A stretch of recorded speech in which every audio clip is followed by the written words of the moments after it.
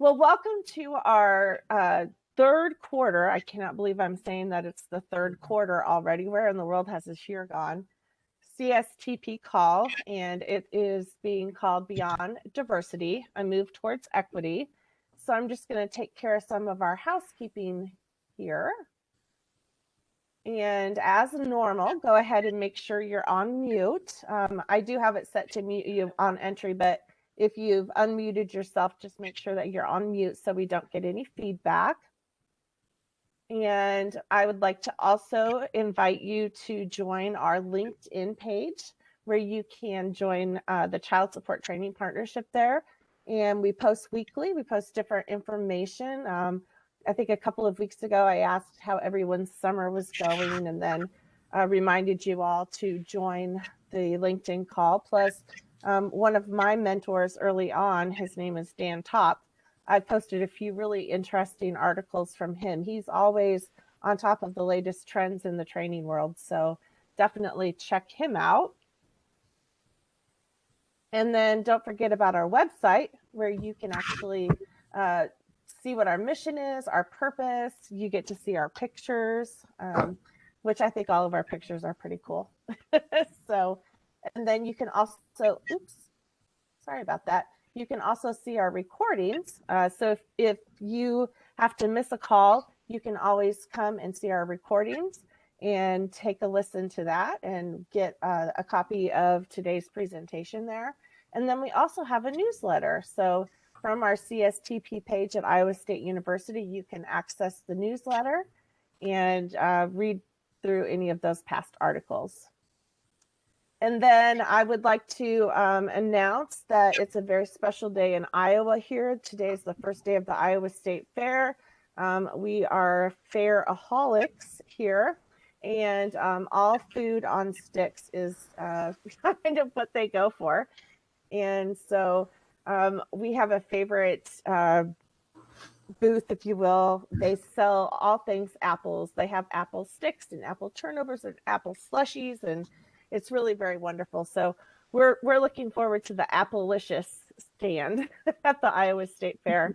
I don't think I'm going to go this year, but my daughter is going to go with my mom and a friend, and so I'll have them bring me back some apple sticks. So it's going to be hot, and I just don't do heat very well anymore. But please join us. Mark your calendars for November 11th, 2021 for our fourth quarter call right before the end of the year.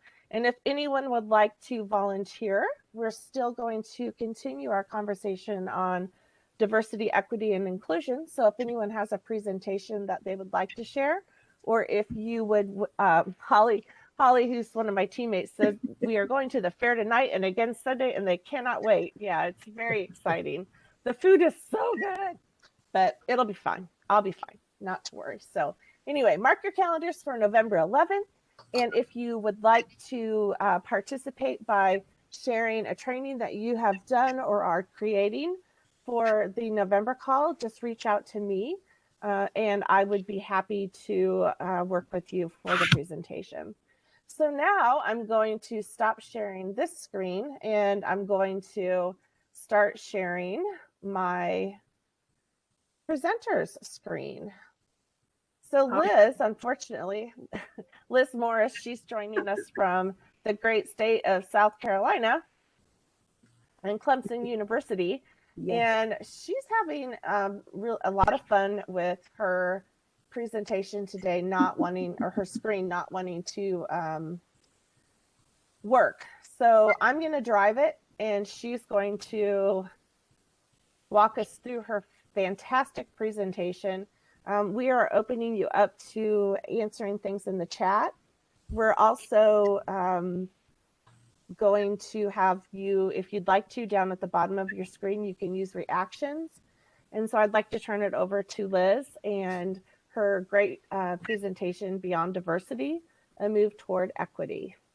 All right. Well, first of all, I'd like to say again, welcome, Liz. Good afternoon, everyone. Thank you so much for being a part or on this call this afternoon. But I want to pause here and thank Sean for being so gracious to advance these slides for me and to walk with me through this presentation. after we spent My about a half pleasure. hour trying to figure this out. And my bandwidth, obviously, the internet here is having some issues, obviously. So it's not allowing me to do what it needs to do. But you know what? As I said earlier, yes, you are right, David. Sean is awesome. Yes. But what I've learned to do is to pivot in life. When things happen, you just have to still put one foot in front of the other and just keep moving. So that is what Sean and I are doing right now. So Yes. again, thank you so much. So again, my name is Liz Morris, and I will be presenting today. The topic, of course, is Beyond Diversity, a Move Towards Equity. I'm a part of Clemson University's Youth Learning Institute. And Sean, if you will, you can go ahead and start the slides, if you will. A part of Clemson University's Youth Learning Institute. Many people are aware of Clemson University because those Clemson Tigers are quite a football team. However, I have been with the university for 16 years. But I know, oh goodness, right, Jody? But I will tell you that I graduated from the University of South Carolina, which of course is one of the rivalries for Clemson University. And I also have my middle son, who's also a Gamecock as well, who is at the University of South Carolina. But so, go figure. Both are great universities, and I am so glad to have an opportunity to serve with the university, especially in this role as a training specialist, and to provide information and build capacity for other organizations. So if you're interested in learning more about Think Shops under the umbrella of the Youth Learning Institute, by all means, you can follow us or see us on Facebook with Think Shops, and also there with LinkedIn as well. There's a team of us, and we are traveling the state of South Carolina, and we travel other places as well, pre-COVID. But now all of our trainings primarily are either Zoom, and of course here WebEx, and also some trainings on Teams as well. So that is who we are. And again, I just want to thank Sean for her technical assistance as we move through this training. So let's start. I'd like to start, if you will. We'll go to our next slide. We're going to look at some outcomes as it relates to looking at diversity and moving forward with that. So our first outcome, I think what we'd like to take a look at is the importance of engaging in constructive conversation around this topic of diversity, inclusion, and equity. Also, I'd like to invite you to understand a little more as it relates to implicit bias, stereotypes, and stereotypical kinds of ideas, and microaggression. Many times we're using these words so interchangeably, but I think it's so important for us to understand what these words mean and how we can educate ourselves, and then in turn educate others about what those things mean. And then lastly, yes, we'll talk about these things, gain some understanding, but application is what's really important in terms of how do we move towards a more equitable workplace. So I want you to start thinking about that. And also, if you take a look at this slide as well, you'll notice that those images of gears, that is very intentional. Those images are there because what we're wanting you to do is to truly think about this in an area where sometimes is not you're just thinking about just a conversation, but as you are in those conversations, it's important to understand what you're talking about in those conversations as it relates to those areas. And then how do we move forward as it relates to a more equitable workplace? So if you would, I would like for you, if we go to our next slide here, I want us to take a look at this particular image on the slide. And as you're looking at this image as it relates to equality and equity, I'd like for you to go to your chat feature. And I would like for you to, if you would, please examine again this image. And I would like for you to tell me what's the difference between equality and equity. So just take a moment. Don't Google it. If you would, just in terms of what you know about equality and equity. And let's talk a little bit about what are the differences. All right, I see here where David says accommodations, okay, being included. Equity is giving you what you need. Thanks so much, Sam and David and Kim, for your responses. Anyone else as it relates to equality and equity? Wow. Thanks. Adam says the distribution of the crates inequality is based on even amounts, while the distribution on the equality is, or equity, I'm sorry, is on a need basis. Wow. Yes. Thanks so much for that, Kim. Everyone is included, valued, and important. Look at all of these responses, Sean. Wow. Wow. Yes. Leveling the playing field. Absolutely. I want us to all think about that. So when we talk about equality, equality is sameness, right? Equality is about everybody getting the same. It promotes fairness and justice by giving everyone the same thing. But here's a but it can only work if, I want us to keep this in mind, if everyone starts in the same place. Just want to pause there. If everyone starts in the same place, think about that. In this example, equality only works if everyone is the same height. Now let's look at equity, if you will. Equity is fairness. You know, I hear all the time. I just left this morning and I had to pivot and get over here to make sure I was ready for the training. I hear my 7th graders at our charter school says, that's not fair. I mean, that's always talking about what's not fair. That's not fair. So equity is about fairness, of course. It's about making sure people get access. Remember these words, access to the same opportunities. Sometimes our differences or our history can create barriers. And we're all adults and we know our history to that participation in terms of creating that access. We must first ensure that equity before we can enjoy equality. I'm going to say that again. We must first ensure equity before we can enjoy equality. So stop again. I really like to pause when we're talking about equality and equity. Many times we use those words and not really understanding what that means. But let's think here about the idea of inclusion. Is inclusion possible if equity does not exist in an organization? Stop and think about it. Don't answer me. Don't answer. But is it possible if inclusion does not exist in an organization? I think all of us can resoundingly say, no, it's not. So think about this. Without equity and organization, we're thinking about our workplaces. It will not be able to allow individuals to fully express themselves while working toward a common goal. Without equity, we're not free to express ourselves towards working that common goal. So let me give you an example. So I'm assuming that many of you enjoy working with families and children and making sure that those needs are met. So I want you to consider working with the family, with those parents or those guardians speak very little English, very little English. If the common goal is for that young person to succeed, we all want that individual to succeed. How can everyone work together with a language barrier? Everyone working together. What can be done to ensure that those parents have equitable access? Now I want you to go to your chat feature and tell me, what can we do to ensure that that family has equitable access to ensure that that youth is successful?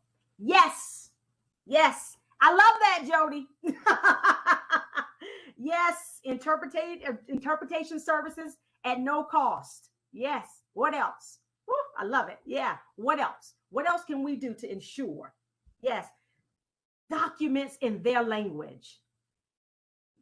Yes. Access to reading materials in a variety of languages.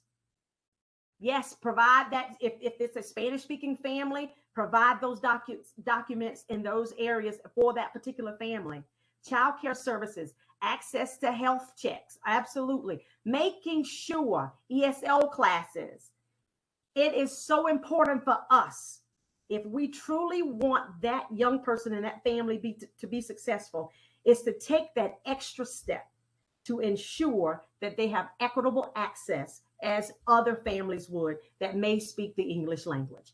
So I'm hoping that I wanted to use that example to drive that home, because sometimes we forget when it's not that native language, how can we ensure those students can be successful and those families when we're working with them to have that equal access. So with that being said, now we have a few more definitions. We can move on to the next slide. Thank you so much, Sean. So we can move on. So here we are, and we're sorry. I think when it transposed to Sean, it lost some of its nice little fervor that it had, but we can all read. Sorry. All right, not a problem. All right. So let's look at some more definitions to establish that we're all on the same page.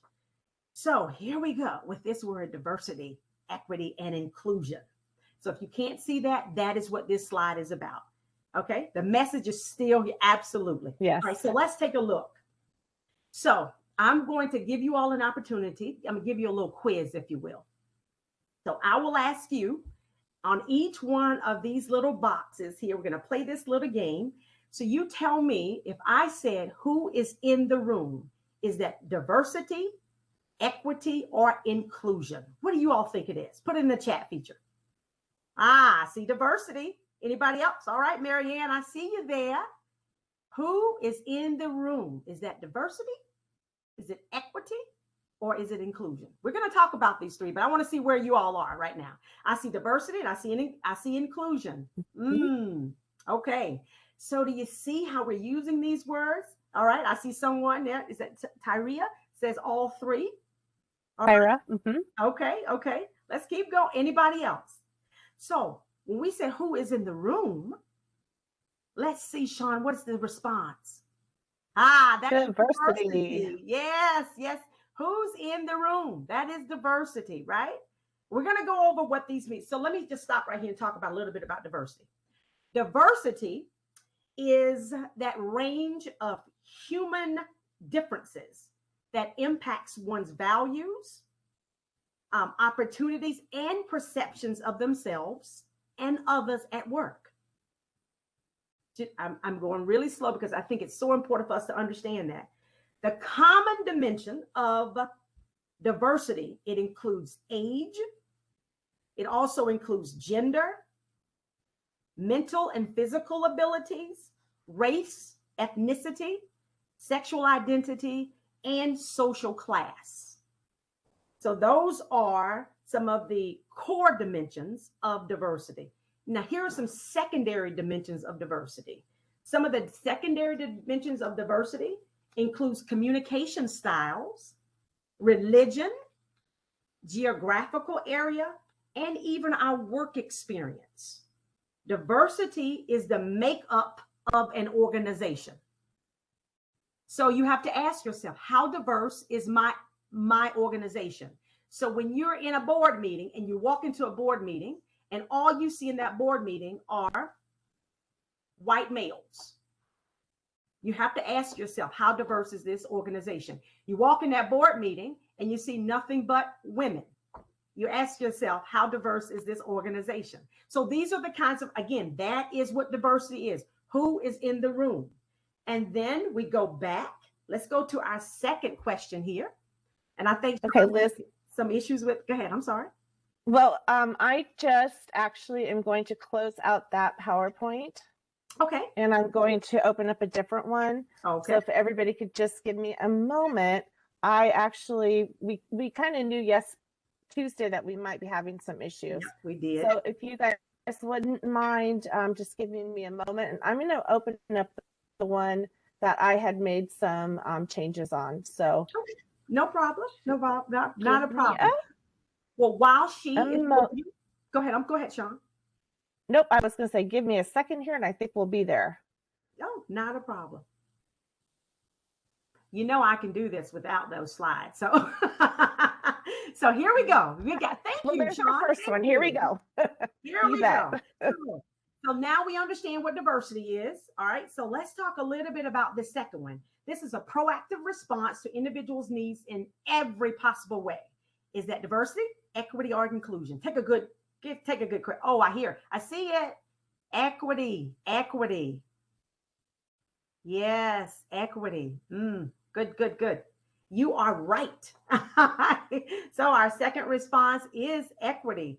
Proactive response to individuals' needs in every possible way. So how we define equity, of course, equity is a proactive, again, response of an organization in providing services to the largest number of participants. How do we provide those services? An organization must understand the needs of their participants and respond to individuals and their needs in every way possible. That is what equity looks like. All right, so let's go to our third one. Who is trying to get into the room? What is that? Tell me, is that diversity, equity, or inclusion? Who's trying to get into the room? Wow. Okay, I see inclusion here. All right, so what is it, Sean? It is equity. Equity. Who's trying to get into the room? All right, this is really good, guys. I want you to really stop and think about this. It's so important to understand the differences in these three. All right, let's go to our next one. Has everyone's voice been heard? Has everyone's voice been heard? What is that one? Inclusion. I see it. What is it, Sean? It is inclusion. Absolutely. Inclusion is allowing all people to be fully themselves while pursuing common interests. Inclusion allows people with multiple backgrounds, not just one, multiple backgrounds, multiple mindsets, and ways of thinking to effectively together, all of us working together and perform to the highest potential in order to achieve the organization's objectives based on sound principles. So that is what inclusion is. All right, so let's try another one. Allow people to be fully themselves while pursuing common interests. Oh, I just said it. What is that? Absolutely. That is okay. Let's go with that one, Sean. Absolutely. Inclusion. That's inclusion. And certainly, all right, our last, certainly not least, the demographic makeup of an organization. And what is that? We talked about a little bit earlier. Diversity. Absolutely. I hope, was that helpful in terms of diversity, equity, and inclusion and what those differences are? I hope that served as an opportunity to help us look at those definitions a little bit closer as we are moving towards a more equitable workplace. All right, so we've thrown out all these words and we've talked about now diversity, equity, and inclusion. Let's talk about a few other things. Now, let's take a moment to talk about culture. Yes, that word culture. We have to understand where we come from ourselves, because many of us may not understand sometimes our own cultures, in order to help others understand where we come from. Stop and think about that. Culture, it turns out, is the way that every brain makes sense of the world. Where did you come from? What do you believe? What are your morals? And that is what happens many times when our brains sometimes don't allow others to really get an opportunity to understand cultures of others. So we're going to spend a little bit of time and talk about culture. So what I'm going to do is, again, prepare or compare culture to this cultural mosaic. So it's helpful kind of to understand the complexities of culture, because culture is extremely complex. So let's start. We're going to look at considering an ocean. I think most of us probably enjoy the beautiful ocean. I don't know, at some point or another, maybe as childhood or as we've gotten older. So let's take a look at surface culture. If you will, you can advance the slide. All right, so surface culture. Let's say it's just like a beach. It's beautiful. You feel safe and you're active. You're playing in the sand. You're wading in the water. All right. Surface culture are things that you can see. So when we're talking about your culture, what I'd like for you to do in the chat feature, I'd like for you to give me an example of your surface culture. No matter where you came from, no matter where you're from, what is an example of your surface culture? Things that you can see about your culture. For example, I'll give you one of the things as far as my culture is concerned. I would just talk about my hair, right? That's a part of my culture. Yes, I see you there, Linda. Yeah, my hair is a part of my culture. Anybody else? A part of your culture? What about the food? The way you dress, your diet. Yes, y'all are coming now. Those are the things you can see about a particular culture. What are some things you can see? Art, absolutely. What else? What else? Anything else? So if you would go ahead, music, yes, music and hobbies. Yes, I love my music. Child rearing. All of those things are surface culture. Those are the things you can see. All right, so just give a few examples there, Sean, if you would. You can go ahead and click on. Yeah, there we go. There's some of those examples of surface culture. Yes, yes. All of these are all great examples. Please check your chat feature as well, and you see what your colleagues are, how they're responding as well. So let's get a little bit deeper as it relates to culture and the complexity of culture. Let's talk about shallow culture. These are the things that lie just under the surface. Those unspoken rules, right? Around everyday social norms. How we interpret those things. Sometimes those things can be either we think disrespectful or not. So what are some things, again, in your culture that would be considered, personal space? I see that. Is that Santa Cruz? Yeah.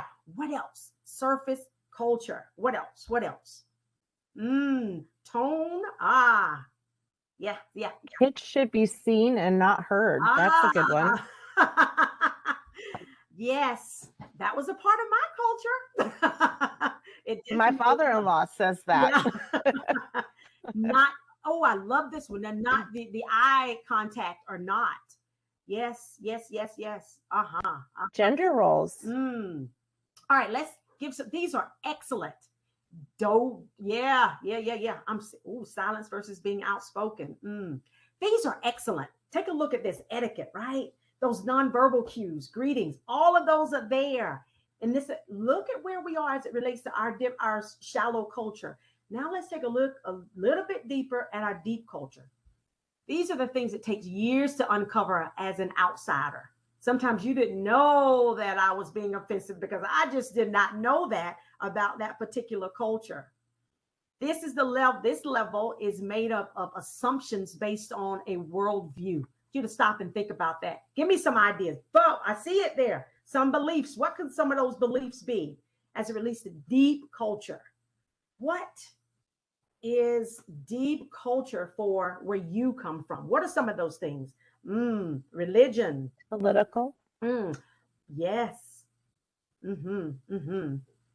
Wow. If we had time, we could explore some more of those things. Go ahead, Sean. Show us what it is there. Yes, our identity, our religion, our concepts of the universe. Those are the things of deep culture. So I want us to think about whenever we're looking at culture and how it impacts us. Remember in your workplace that because we are different, and different is beautiful. Different is just different. But just remember when we're looking at those different cultures, the difference between surface, shallow, and deep, and how important it is for us to spend the time to get to know each other and understand what those cultures are. So we've spent a lot of time talking about our differences, right? We're going to talk a little bit about what we have in common. All right, you can go to the next slide. So what do we have in common? So here we are in the workplace. I want you in the chat feature to tell me the things that you have in common with your colleagues. Something that you all share, something that you have in common with your colleagues. Because we've talked a lot about differences. What are some things that you have in common? The desire to do well. Yes. Passion. Yes. Shared mission. Oh, I love this. Yep. Work knowledge. Yeah. Want to succeed. Support the public. Yes. Drive for happiness. Look at all those things that we have in common. So this is what Dr. Donna Hicks, this is what she says about when we have things in common. We're going to talk about this idea of dignity.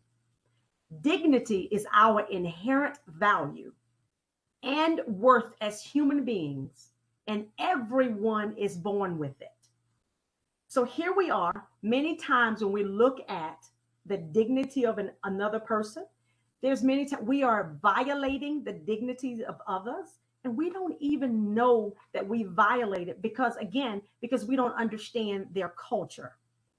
So what I'd like for you all to do is just kind of want you to take for a moment here.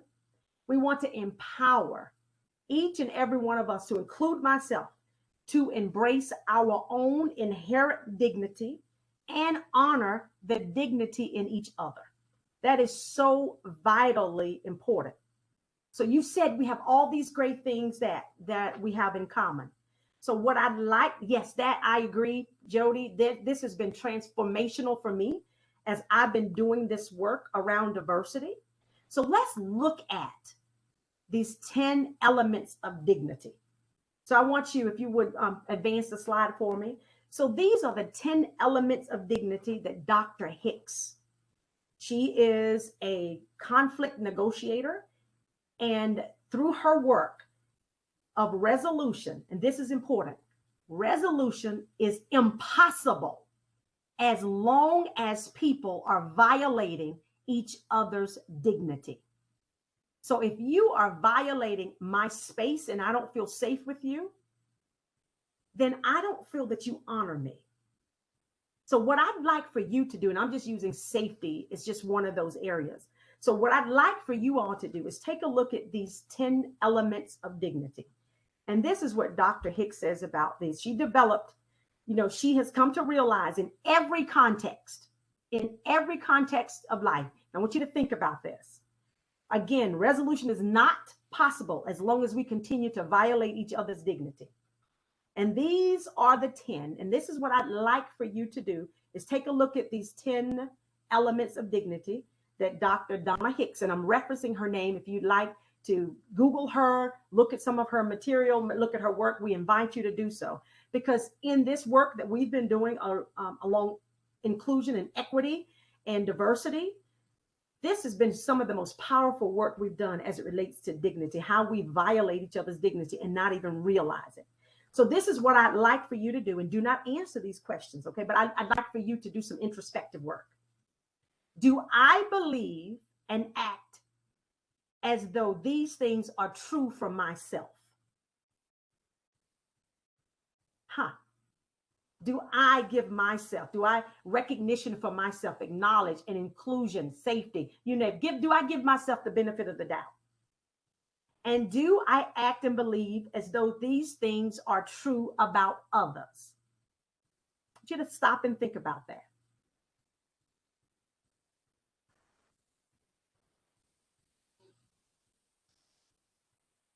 So here we are.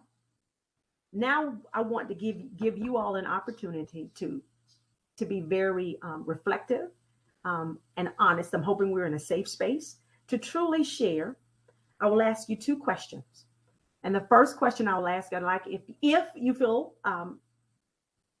safe to do so, please put at least 2 of these areas in the box for yourself, and then we'll move on from there. Here is my question. Which element or elements is easy for you to embrace? Of these 10 elements of dignity, which 2, or let's say 2, are most easy for you to embrace for yourself? If you're comfortable, please put them in the box. Thank you so much, Tina.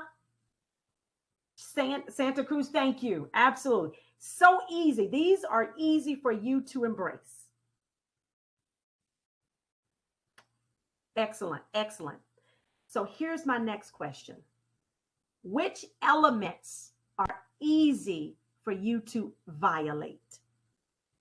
Okay, now we're thinking about the elements that's easy for us to violate when it comes to others. Takes a little time to think about that. This, again, for me, I thought, wow. Which of these?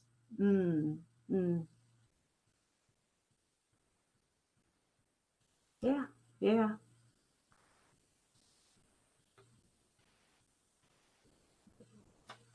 These elements of dignity truly challenges us as it relates to diversity and inclusion and equity and a move towards a more equitable workplace. Thank you all so much for your honesty.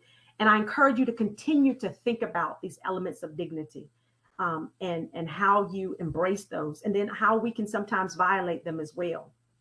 So now I'd like to give you a tool, if you will, for you to use. Because yes, we're talking about these things. Okay, yes, these may be some things that I'm struggling with, or I'm wanting to move my workplace towards, it more equitable for everyone. But that's a struggle for me. So I want to introduce this tool to you, and it's called the Courageous Conversation Compass. If you would, Sean, if you move on to our next slide. So how do we talk about this stuff, right? It's easy for us to put it in the chat box, or it's easy for us to think about it in our head. So how do we move? So this is one of the tools. This particular tool, this Courageous Compass, Courageous Conversation Compass, if you will. And again, this is Dr. Glenn Singleton. Has so much information out there around this Courageous Conversation Compass. This compass represents the entire person. So this represents our mind, our bodies, our spirits, and our emotions, also our relationships and our moral beliefs. So what I want you to take a look at here is that there may be, I'll give you an example of how we can use this compass. So here I am at a land grant university. Thank you, Sean. Land grant university, Clemson. And everybody loves football. Everybody loves to tailgate. Oh my gosh, I tell you, I don't. And I've been with them for 16 years, right? So in order for me to honor where they are about those football games and about the tailgating, I allow them to share their information and what they want to talk about, and I don't shut them down. So for me, intellectually, I'm listening and trying to gather as much information as possible.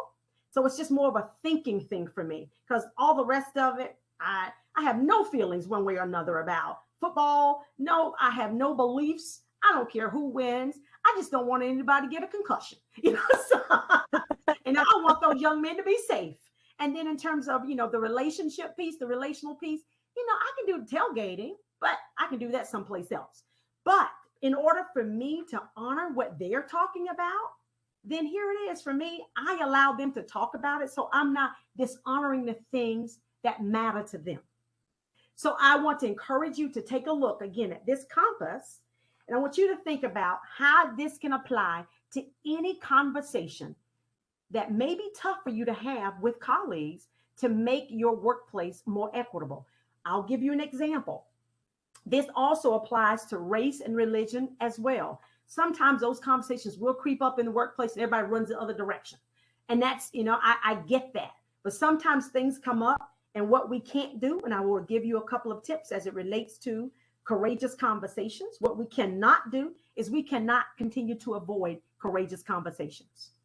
As things that come up around diversity, equity, and inclusion, we need to have those courageous conversations. Difficult conversations can become more difficult the longer you wait. But I've also found that sometimes those difficult conversations can also be an opportunity for growth. I teach, or I should say, facilitate a conflict class, and it's called Conflict Without Casualties. You can have healthy conflict. We can see conflict as an opportunity. The other tip that I'd like to leave for you for courageous conversations is when you're having those conversations, no matter where you fall on this compass, rather looking at it morally or relational, emotional, or intellectual, have a purpose for that conversation. Do not allow things to fester and to boil, and then you don't like that person. You're avoiding them. You won't have a conversation. You avoid eye contact. Whatever the things are many times that happens in the workplace that causes us not to have these courageous conversations. Also, when you're having those conversations, I want you to be competent and correct and direct in those conversations. Let's not beat around the bush about it. Know why you're having the purpose of that conversation, and let's have those conversations. Here's one of the huge pieces of having these courageous conversations is to be open to the perspectives of others and also the perceptions of others as well. Again, back to what we were sharing as it relates to culture. The way I see the world may be very different from the way you see it. So I'm open to hearing what your perspective is. And regardless of whatever our differences are, it's so important for us to also be empathetic. Because again, I say to my students every morning, I don't know what it took for you to make it here today, but I honor your presence, whatever that is. It makes such a difference when you're empathetic with individuals. And the other part is I statements. Please go in with saying, this is how I feel. We are not projecting our feelings on others. It's important, again, when we're talking about these courageous conversations. And another part of that is to stick to the facts. Make sure you're sticking to the facts and try to walk out of that conversation with an agreement or some kind of solution, or working towards a solution. So with that being said, I'd like for us to just really think again about using this tool in order for us to have those courageous conversations around this workplace of diversity and how do we move more towards equity. So that is one tool that you can use. So now what I'd like for us to do, and I know I'm moving a little bit fast because I know I only have so much time with you guys, but now what I'd like for us to just kind of look at this activity, and we'll go to the next. Thank you so much, Kim. So let's go to this is an activity that I thoroughly enjoy so much. And so we want to, this is taking us to another part of our training, but we want to have a little bit of fun with what do people say. So we will offer you a category. All right, that's okay. That's okay. I'll just kind of want to go through this just a minute. You offer your category, then a question will appear on the screen. And then I'd like for you, with that question, I don't want you to do the reactions, okay? But what I'd like for you to do is to say, and be honest, just first thing that comes to your mind, put it in the chat feature, okay? All right, so this is the first category. Ready, Sean, go. Okay. Birth order. You're good, darling, you're good. Birth order. What do people say about the oldest child in the family? First thing come to your mind. What do they say? Oh, I love it. Independent, in charge, leader, bossy. Oh, they're the smartest. They're bossy. Look at that. What do people say about the middle child? What about that middle child? Oh, the forgotten one, left one, the lost, does all the work, forgotten, the peacekeeper. I love it. I love it. I love it. Now, what do they say about that baby in the family? About that youngest one? No, not spoiled. Gets everything. All right, okay. Remember some of these responses, right? Because I'm not writing them down, but I think I can remember because some of the things I say too. I love that last one. That last child is the wild child. All right, let's go to our next one. All right. What do people say about individuals in these ethnic or cultural backgrounds? Black people. What do they say about Black people? And guys, if you haven't figured out, I love to have some fun with these trainings, right? Oh my God. They're angry, they're loud. Yeah. Good athletes, you're lazy, you're strong, all that fun stuff. Okay. All right. Okay. All right. All right. What do you say about white people or, European heritage? What are we saying about them? Okay. All right. We say they're rich and they're entitled. They're liars. Right is right. Entitled. All these things. Bossy. Entitled. Privileged. All right. Where are my Latinos? What do we say about the Hispanic heritage? First thing come to mind. Thank you, guys. Thank you all for being so honest. Put it out there, right? Ooh, I love it, love it. Hardworking, spicy, good food. Hard workers. All right, okay. What do we say about our Native American friends, Native American heritage? What do we say? What do we say about Native American heritage? Okay, quiet. I see it. You all see the chat box. Not much. I hear you. All right, what else? Okay, pushover, angry. Okay. I want you to be thinking about this, thinking about it. You don't have to put things in there. And lastly, but not least, what about our Asian heritage? What do we say? What do we say about them? Smart, good citizens, sneaky, good at math. Oh, hard workers, hardworking. Oh, all these great things. All right, I love it. Thank you all. I love it. Tough moms. Let's go on to our next one. All right. There we go. All right. Where are my boomers? Older than 55, my boomers in the room. What do people say about our boomers? What are they saying? Stuck in their ways. Great people. Rest.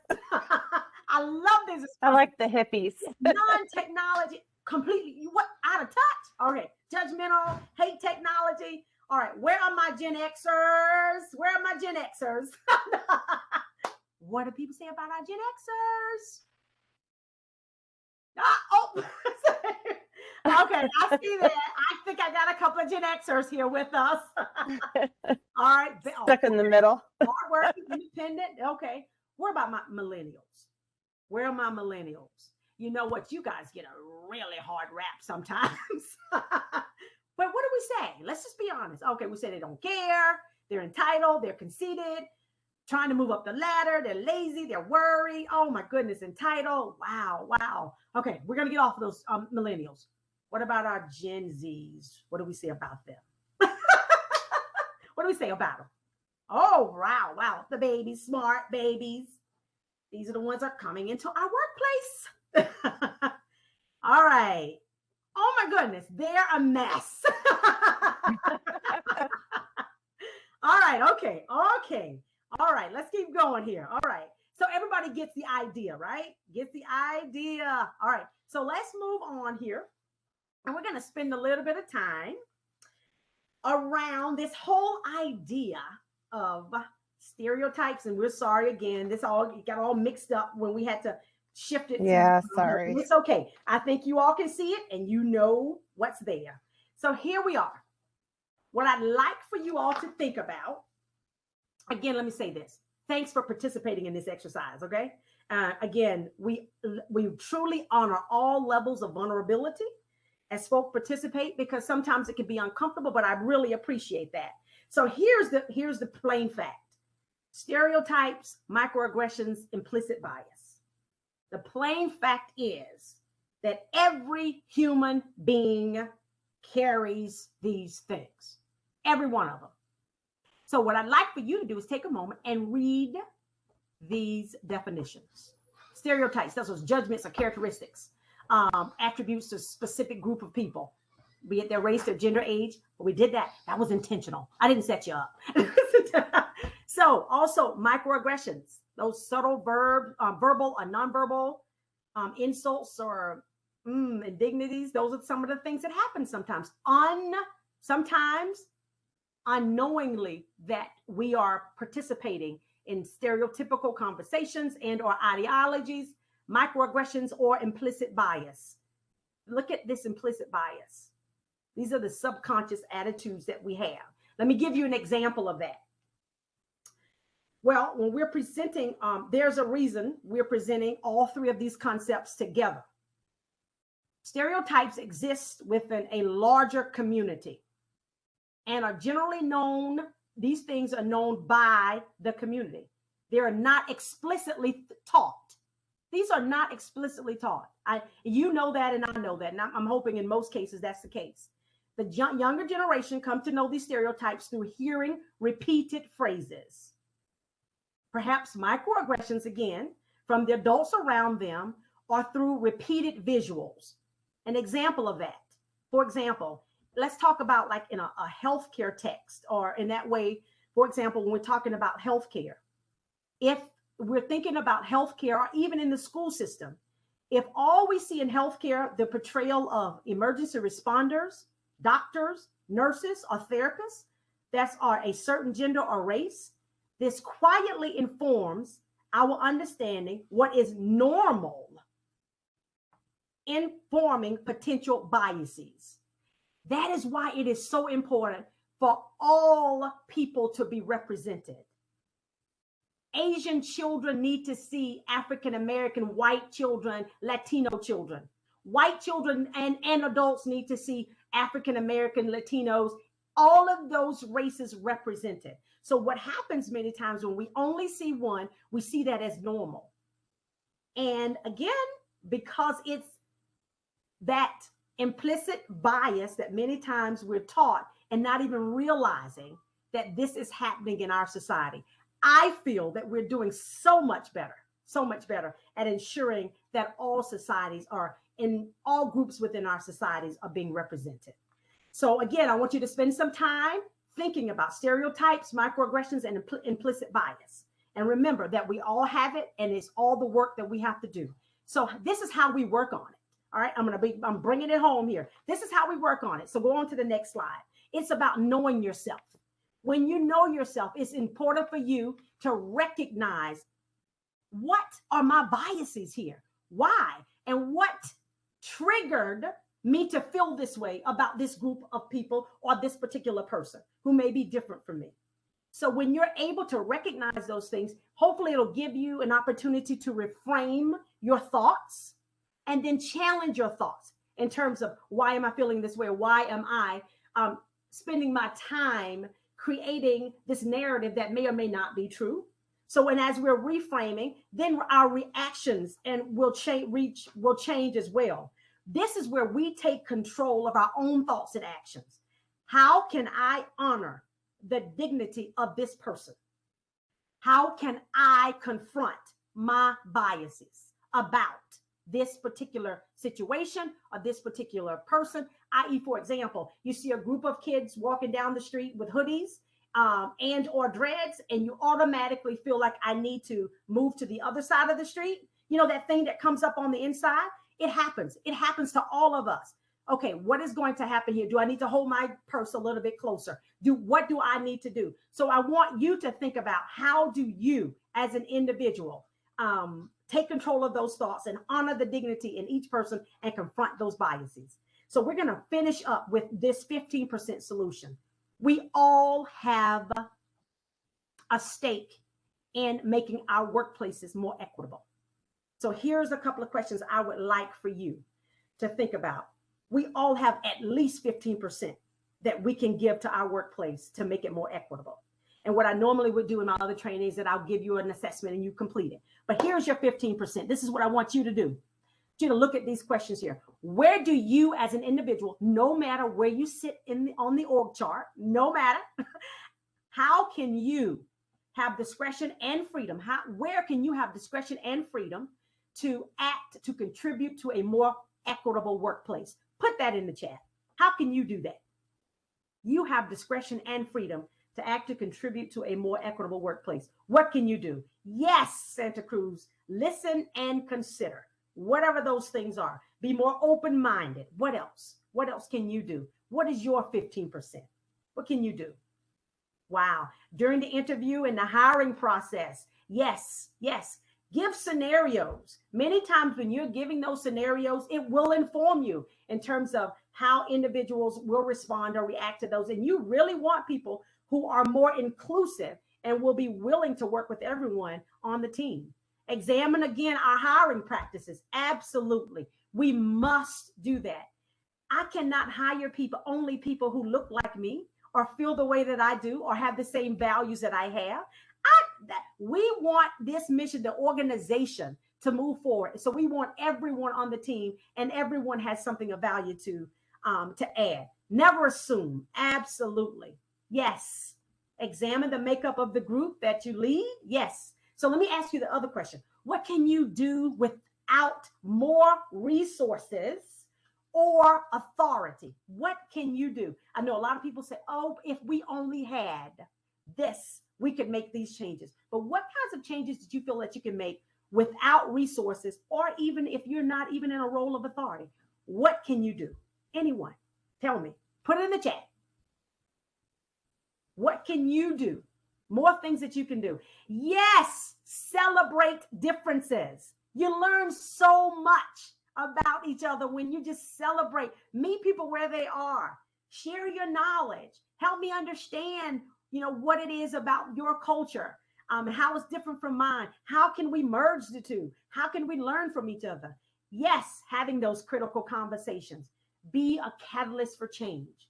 Courageous conversations. Yes. But I hear you, David. Is that enough, though? You know what, David? That's a good question. It's not enough, but it's a start. And you have to be willing to keep those conversations and also keep those conversations going, but also confront not only your biases and stereotypical ideas and microaggressions, but also those of others. We participate if we sit and we hear these things that are violating others in terms of their dignity, and we don't speak up. Now, I'm not saying we put anybody on blast. That's not what I'm saying. But I think it's really important for us to really speak up and say, do you think, would your is what you did. Back to those 10 10 elements of dignity. What you're saying or how you are conducting yourself. How are you violating that individual or individuals, their dignity? You have to ask yourself that. This is a lot of work, and it's intentionality. You must be intentional about those changes. Thank you, Ashley. She said, review my own biases and seek to understand, create new experiences, not make assumptions, increase my awareness. That is what this training is about. Increasing your awareness around all of these. I mean, so many definitions we put out there today. We talked about diversity, inclusion, equity, all of that. So increasing our own awareness. And lastly, but certainly not least, we will go on here, as I think I'm close to my time, if not past my time. I always like to leave what I call with an optimistic closure. So when we talk about inherent dignity, we're talking about honoring each other's dignity as it relates to diversity and inclusion and equity. It's important for us, I want us to think about this and read this quote, and again by Dr. Donna Hicks. Shared dignity or shared recognition of dignity elevates relationships by giving us a way to find unity beyond our diversity. As important as it is to understand and honor our differences, we need a way to ultimately bring us all back together again. Dignity is that unifying force. To go back to those 10 elements. It is a shared human yearning. To think about that, with which we can all identify, no matter where you come from, no matter what your culture is. We all want to be honored and respected in our own right. So I'm going to pause here. Okay. This is our contact information. I'd like to open up for any questions or any discussion as it relates, of course, in the chat. If you have anything that you'd like to say, I am perfectly okay with you disagreeing with me. I really am. But today is all about raising our awareness and how we can really move towards a more equitable workplace when we know the differences in all these terms that we love to throw around, but do we really understand it? And also that dignity. Remember those 10 elements of dignity, how you embrace them for yourself, how you embrace them for others, and how sometimes we violate it for ourselves and also for others. And then changing. How do we do it? Knowing yourself. I recognize it. Then you know what? What is my response to it? What are those triggers?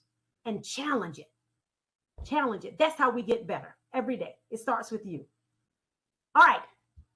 Liz, you've had so many wonderful comments about thanking you for this powerful training.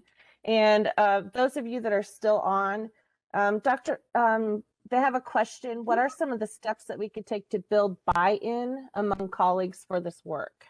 That's excellent. Well, first of all, to build, in my opinion, to build the buy-in, it is important to create safe spaces for your community. I call it your community, but your workplace, for people to feel safe to have these conversations. So what that looks like for me, typically we start conversations by saying, let's create some community norms in terms of how we will treat each other as we're having these courageous conversations. And many times you'll hear things about what will make it safe for you to have these conversations. Many times people will say things like respect. We need to flesh that out a bit because respect looks a little different than others. So others will say, we can agree to disagree. Others will say things like, I really want us to really speak from our hearts here, or what's said in this room stays in this room. We not take it personal, but you have to create a space that people feel safe and that they will not be retaliated against, to have those kinds of conversations. And not only just feeling safe, but you can't talk about, it's never a one and done. Never one. And you continue to have those conversations. That will be my response. Okay. Perfect. There is one other question in Santa Cruz. I think what you're asking is, is there an additional place that Liz's training could be received in its full entirety? I think that might be what you're asking. But for those of you that don't know, the recording is usually up within 24 to 48 hours on our CSTP page. But I'll also send out a link to the recording as soon as it is posted on our CSTP page for those of you that would like to look at this recording. I will also send a PowerPoint with all of the bits and pieces where it's supposed to be. So Liz actually has access to a more advanced Word package than we do. So when it came to my computer, it came crazy, and I guess I missed a few places where I didn't delete or minimize the words. But Liz, this has been so impactful, and when you brought dignity into that on Tuesday, I haven't stopped thinking about it, and it's really made me think about things in a different light. And so I thank you so much for your valuable training and concepts. So, and I know you and Emily put a lot of work into this. Emily has presented before with us, so I can't thank you enough. It's just been wonderful. And thank you. All of our friends in the chat are saying the same thing. Excellent, awesome.